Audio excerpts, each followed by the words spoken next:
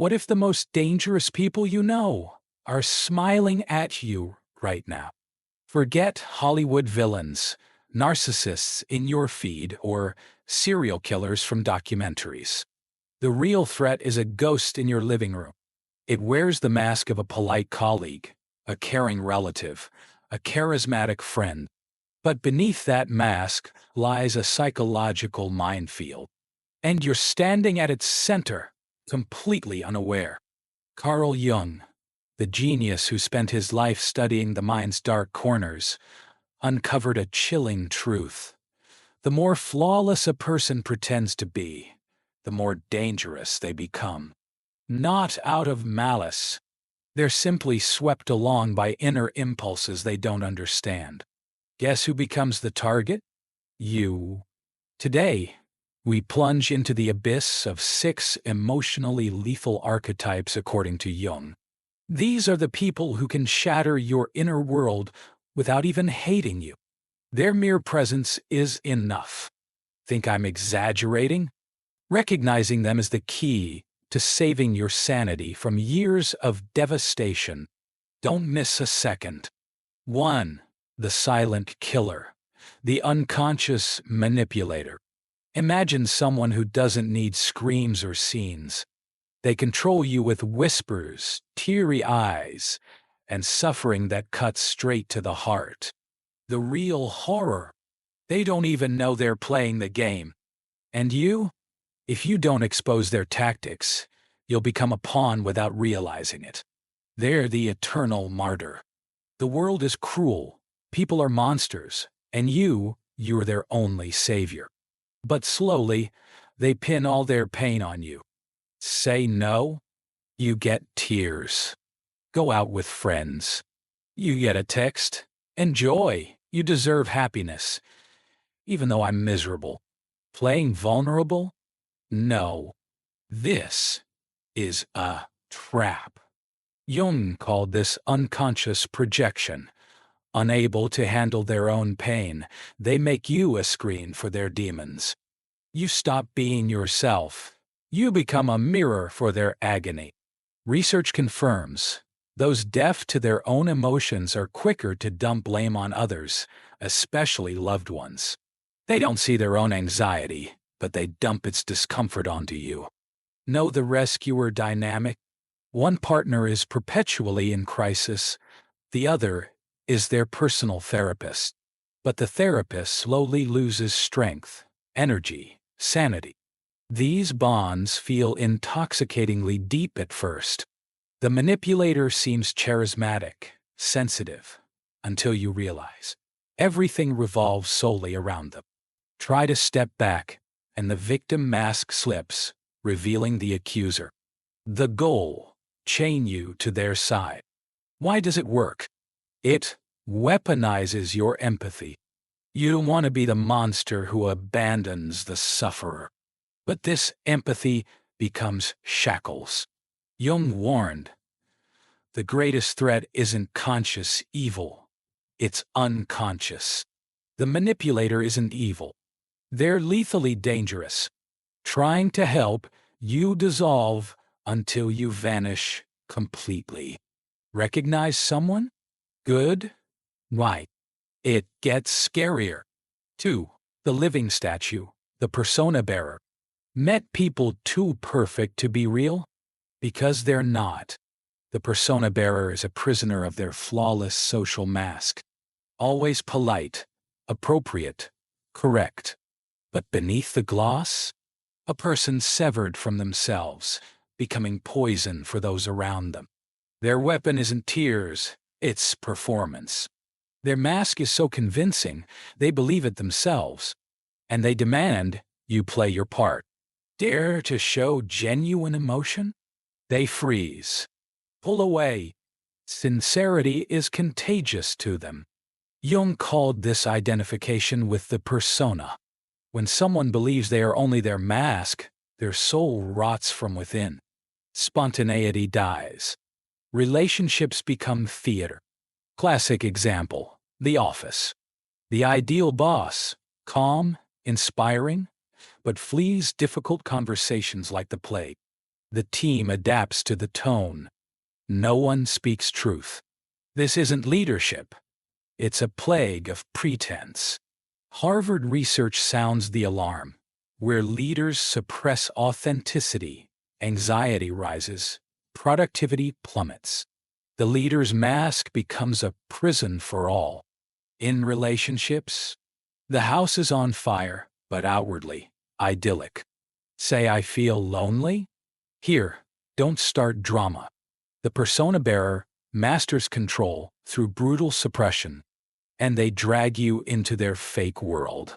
You start filtering words, hiding feelings, until you realize you are no longer you. You're an actor in their conflict-free play.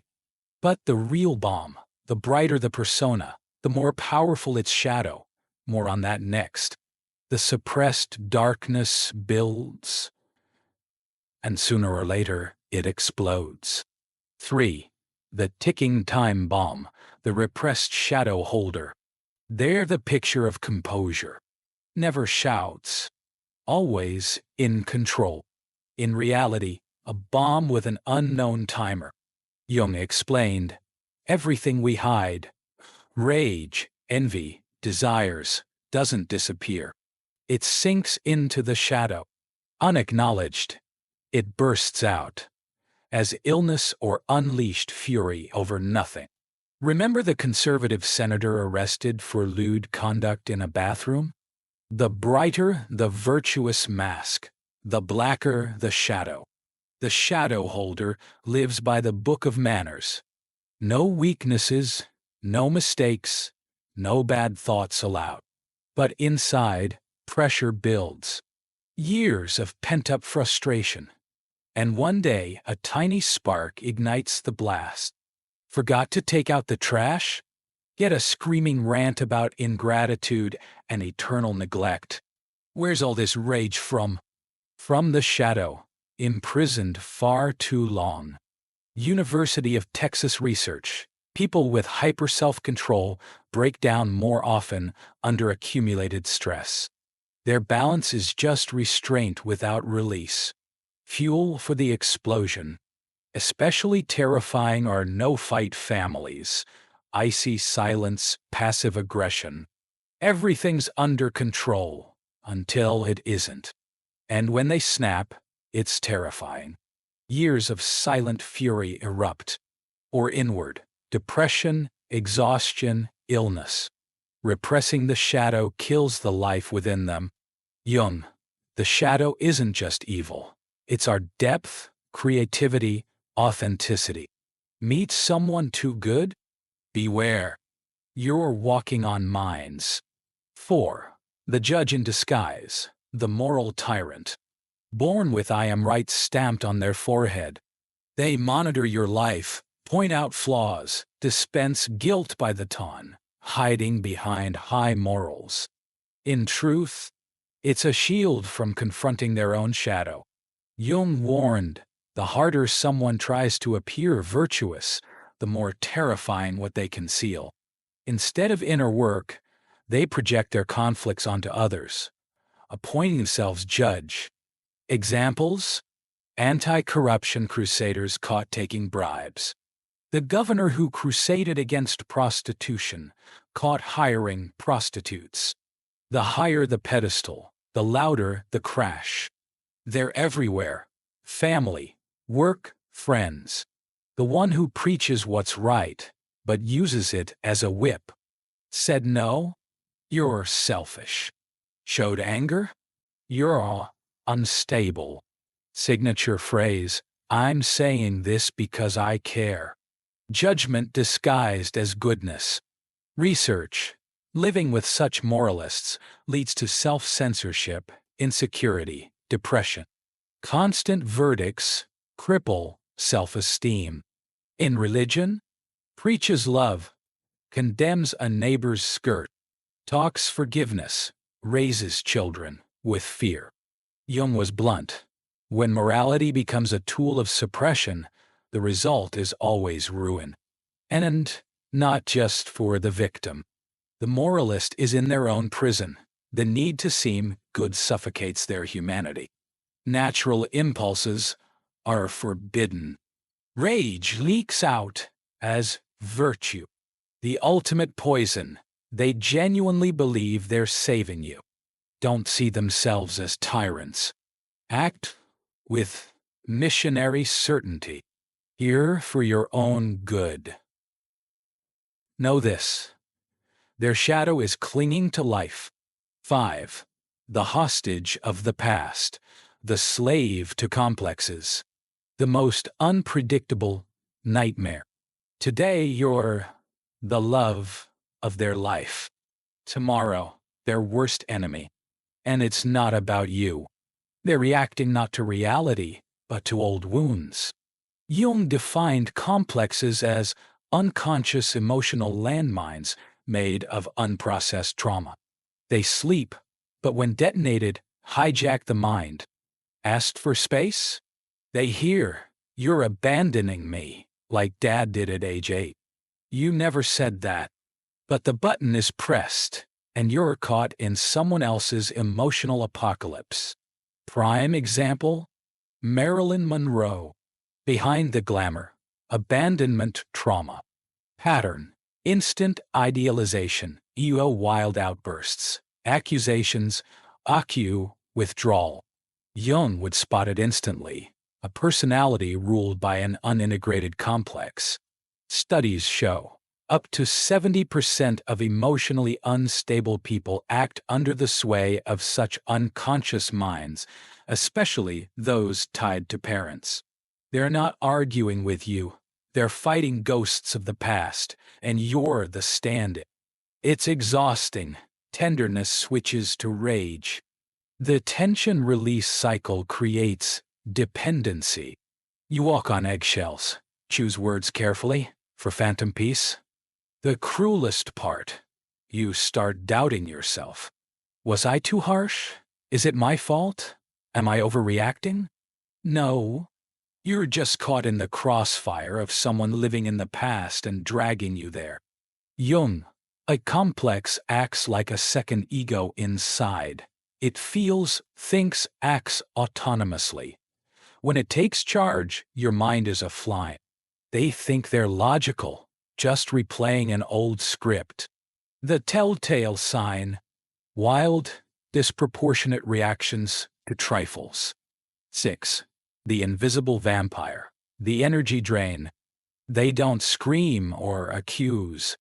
They just suck you dry. After interacting, you feel like a drained battery. Welcome to the psychic vampire. Their weapon isn't aggression, it's quiet extraction. With a pitiful tone and a smile, they turn your attention into fuel, your energy into their resource. They don't want you. They want what you provide: endless listening, constant presence, unquestioning approval. The perpetually complaining friend who never changes. The colleague turning tasks into tragedies. The relative calling to check in and talking about themselves for hours. Jung termed this pathological fusion. Two people lose themselves, becoming one emotional monster. The result: emptiness, lost identity, collapse. Research is clear. Relationship imbalance, where you give more, links directly to chronic fatigue, anxiety, even weakened immunity. Yes, people literally get sick from carrying others. The vampire is cunning. It exploits your empathy. They don't ask, they hint. They drop a line: "Sorry to bother you, but you're the only one who understands." And you're snared. Imagine Helen Keller's teacher. If Helen constantly demanded attention while learning nothing. That's the vampire. Dependency masked as vulnerability, leading nowhere. They don't want help. They need a donor for their void. Try to pull away? They don the victim mask. "You've changed. You don't care. I just wanted a little time." Guilt activated. Trap sprung. How to escape. Boundaries ironclad. Impenetrable. But it requires one thing: remembering you have your own life. Next time you feel your energy being siphoned, ask, am I helping this person grow or just feeding them myself? Because, as Jung warned, everything you don't acknowledge rules you. Fail to see the draining. Wake up one day utterly empty. End of our descent into Jung's 6 most dangerous archetypes. See them clearly now? This knowledge isn't just information. It's your shield. Keep your eyes open,